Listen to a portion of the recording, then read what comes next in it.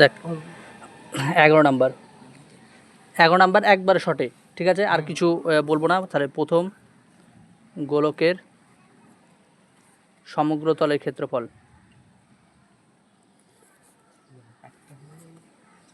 Is to দ্বিতীয় গোলকের সমগ্র তলের ক্ষেত্রফল। দেখ তাহলে কী হবে, সমগ্র তলের ক্ষেত্রফল কি 4πr²। আর মানে কত হবে এখানে, এটা কি ব্যাসের দৈর্ঘ্য দেওয়া আছে, ব্যাসার্ধ, তাহলে কত হবে 21/2 তার স্কোয়ার। আর এটা কী হবে বল, 4π 17.5/2 তার স্কোয়ার, ঠিক আছে। তাহলে 4π কাটা, তাহলে কী হলো 21/2 21/2 17.5/2 17.5/2 2 2 2 2 কাটা, ঠিক আছে। তাহলে কি থাকলো 21 গুণ 21, আর এদিকে কত থাকলো 17, মানে 175/10 175/10, ঠিক আছে। এবার দেখ কাটাকাটি কর, 5 দিয়ে কাটলে কত, 5 দিয়ে কাটলে 2, 5 দিয়ে কাটলে 5, 3 পাচ্ছে 15 হলো। তাহলে 3 2 5 5 5 দিয়ে কাটলে 2, 5 দিয়ে কাটলে 35, এটা। এবার এখানে কি নিচে 2 আছে না, 2 2 4, তাহলে উভয় পক্ষে কি 4 দিয়ে গুণ করে পাই, তাহলে কি 21 গুণ 21 গুণ 4, আর এটা কি থাকলো 35 গুণ 35 বাই কত 4 গুণ 4, ঠিক আছে। 4 4 কাটা। এবার দেখ এইদিকে 21 মানে কি 7 আছে, 7 কাটলে কি 7 দিয়ে কাটলে কত হবে 3, 7 দিয়ে কাটলে কত হবে 5, 7 দিয়ে কাটলে কত হবে 3, 7 দিয়ে কাটলে 5, তার মানে কি হলো 3 3 9, 4 9 36, আর 5 5 25, ঠিক আছে।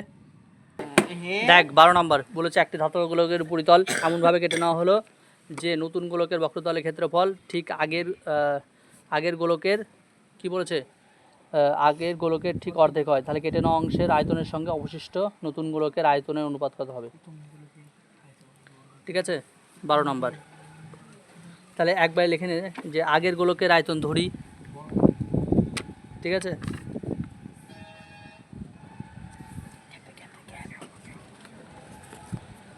ধরি আগের গোলকের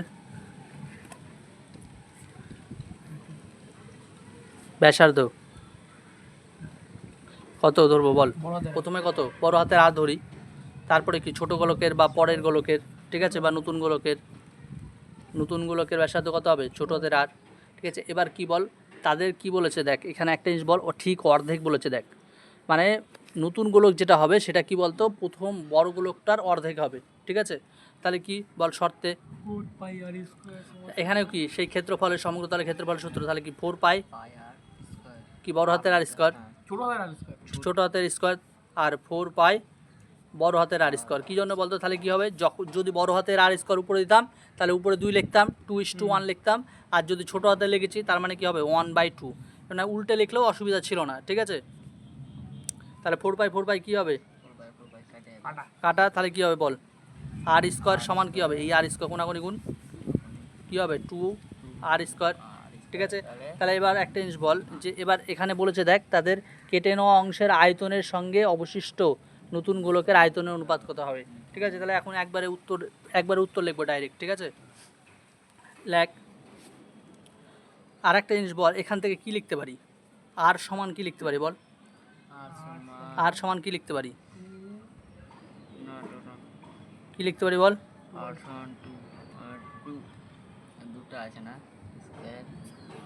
কি লেখা যায় √2 ইন্টু আর, স্কোয়ার উঠে যাবে, আর স্কোয়ারটা এদিকে √ওভার হয়ে যাবে, ঠিক আছে।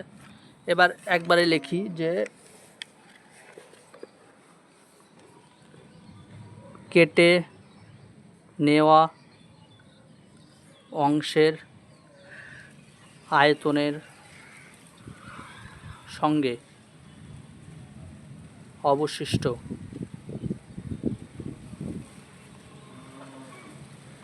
নতুন গোলকের আয়তনের অনুপাত,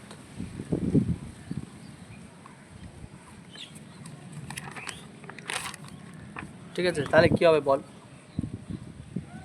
তাহলে কেটে নেওয়া অংশের সাথে নতুন গোলকের, কেটে নেওয়া অংশ মানে কি গোটা যেটা ফুল ছিল মানে সবচেয়ে বড় ছিল সেটা থেকে কি কেটে নেওয়া, মানে কি যে এই ছোট ব্যাসার্ধর যেটা সেটা কেটে নেওয়া হলো, তাহলে কি বড়টার আয়তন কত? এই বড় ব্যাসার্ধ যখন ছিল তখন আয়তন কত বল? বড়টা যখন ছিল, বড় হাতের আর ছিল, তখন আয়তন কত? 4πr cube. মানে 4/3 পাই আর কিউব। ঠিক আছে, এবার এটা থেকে ছোটোটা কি, এই ছোটোটা বলতে নতুনটা কি কেটে নেওয়া হলো, নতুনটা কেটে নিলে কী হবে বল? -4/3 পাই ছোটো হাতের আর কিউব। এবার এদের মধ্যে অনুপাত তাহলে কী হবে বল? অনুপাতটা কী হবে? এটা কি ছোট যেটা আছে সেটার সমান হবে, ছোট যেটা, তাহলে মানে কি 4/3 পাই ছোটো হাতের আর কিউব। ঠিক আছে, এবার একটা জিনিস বল, দুই দিকে এই দুটো থেকে 4π/3 কমন নেওয়া যাবে? 4π/3 কমন নেওয়া গেল, তাহলে কি থাকলো? আর কিউব মাইনাস ছোটো হাতে আর কিউব থাকলো ইস্টু কত? এখানে যা আছে তাই, দুই দিকে 4π/3 কাটা। ঠিক আছে, তাহলে থাকলো কি এখানে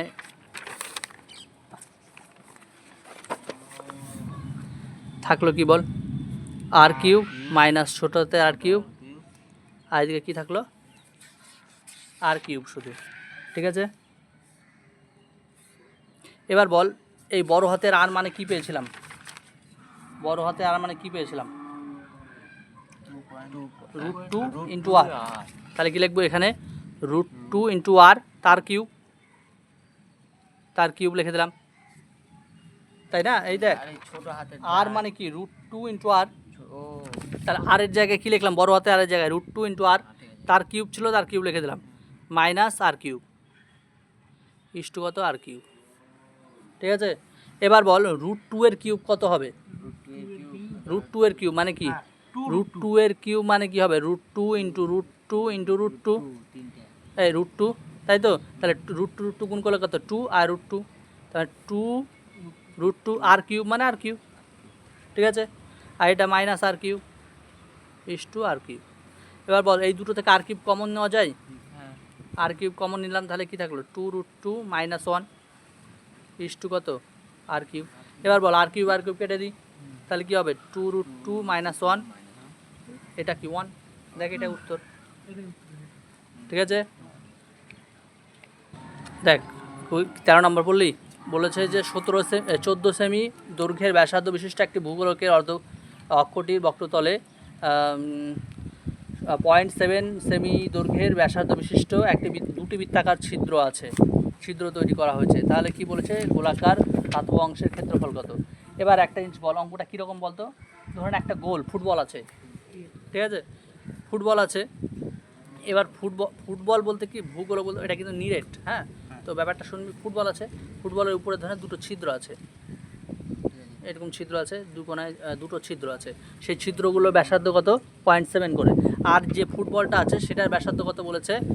তোর কত? 14 সেমি। ঠিক আছে, এবার একটা জিনিস বল, তাহলে এই 14 সেমি যেটা আছে সেটার কি একটা গোটাটার, তাহলে আগে ক্ষেত্রফল বের করি, বক্রতলের ক্ষেত্রফল বের করি। বক্রতল বল সমগ্র তলের একই ব্যাপার হবে। তাহলে কী হবে বল? বক্রতলের ক্ষেত্রফল এটা একবারেই হয়ে যাবে, হ্যাঁ। ভূগোলকটির গোলাকার অংশের ধাতব পাতের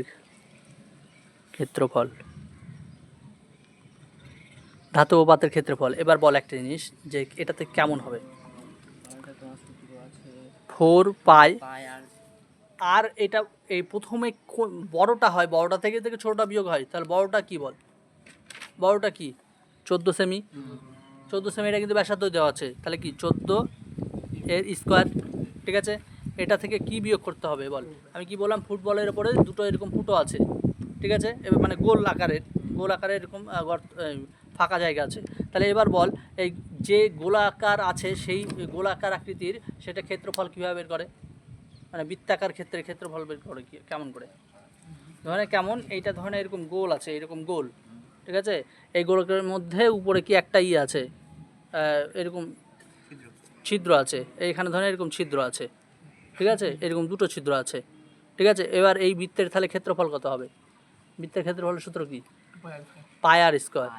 ঠিক আছে, পাই আর স্কোয়ার, তাহলে কি লিখবো? পাই আর স্কোয়ার, আর মানে কত?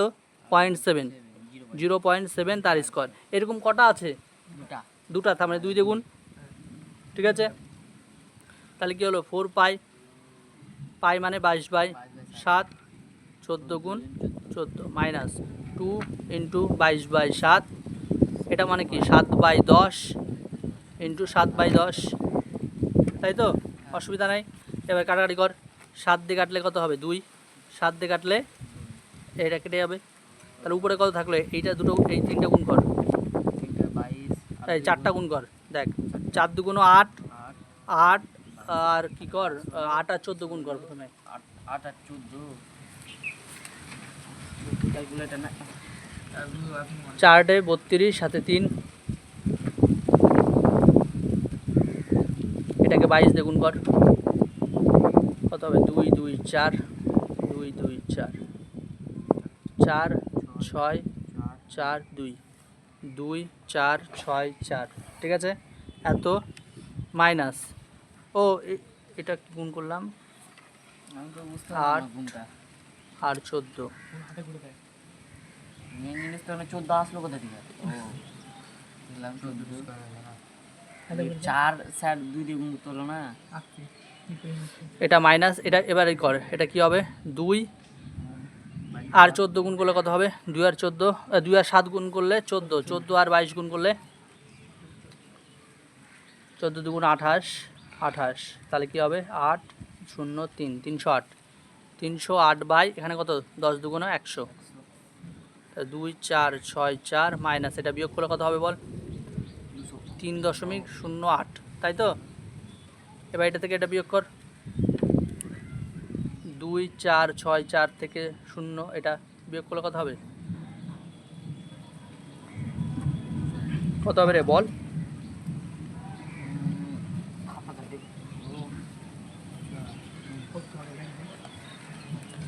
2 4 6 0.92, 38 ঠিক আছে, এত বর্গ সেমি। आंसर এটা। ঠিক আছে,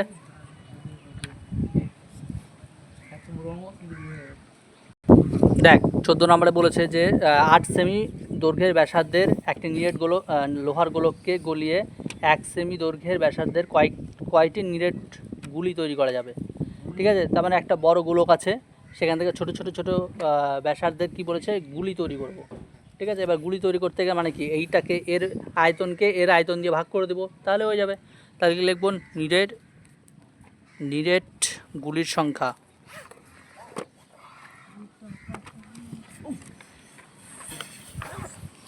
কী হবে বল? এই যে প্রথমে বড় গোলক আছে, সেই গোলকটার আয়তন কি হবে? 4/3 পাই আর কিউব, আর মানে কি 8, 8-এর কিউব, তারপর নিচে কি 4/3 পাই, তারপরে কি গুলিগুলোর ব্যাসার্ধ কত? 1, তাহলে ইন্টু 1-এর কিউব। তাহলে দেখ 4/3 উপর নিচে কেটে গেল, তাহলে কি থাকলো? উপরে কি 8 গুণ 8 গুণ 8, আর নিচে কি 1 গুণ 1 গুণ 1, তাহলে নিচের দাম নাই, তাহলে কি 8 8 8 গুণ করলে কত হবে? 512টি, এটাই অ্যান্সার।